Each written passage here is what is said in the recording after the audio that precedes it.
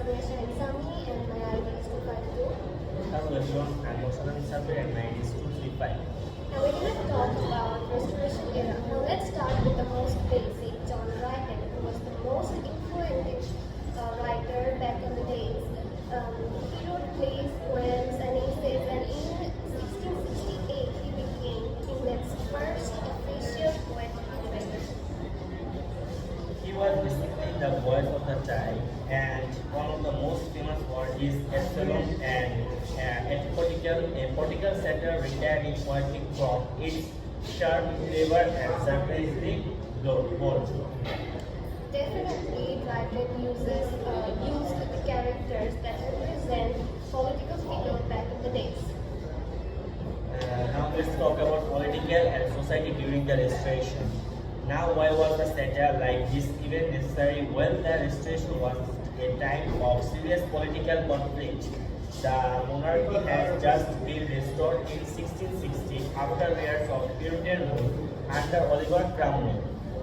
Exactly. Charles II was brought back to the crown, but the country was still divided. There were next, especially since Charles had no illegitimate children. Plus, there was a lot of fear about Catholicism versus Protestantism, and people were worried about another civil war.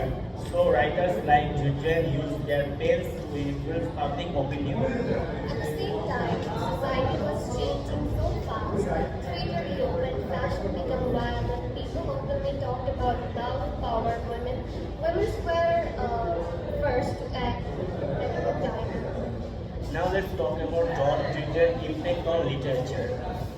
Dryden's genius was in how he combined politics with poetry. His writing had elegance, but it was packed with criticism. In Absalom and Antipotical, he exposes corruption, betrayal, and ambition, but in beautiful ripped couples. He made serious political issues into fun and entertaining way. That's why people loved his writings. Exactly.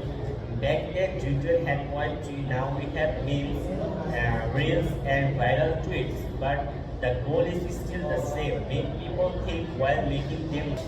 Now, why restoration still matters? Well, what we can learn from the restoration period. That literature is not just about beauty or emotion, it's tool for resistance, a way to challenge power, start convention, and reflect society. Dryden and his fellow restoration writers claim that the way modern media, from political cartoons to comedy shows, their blend of art and activism lives on. Well, that's all for today's episode. John Dryden might have lived 300 years ago, but his voice is still echoes today on his face, on his stage, and even in memes.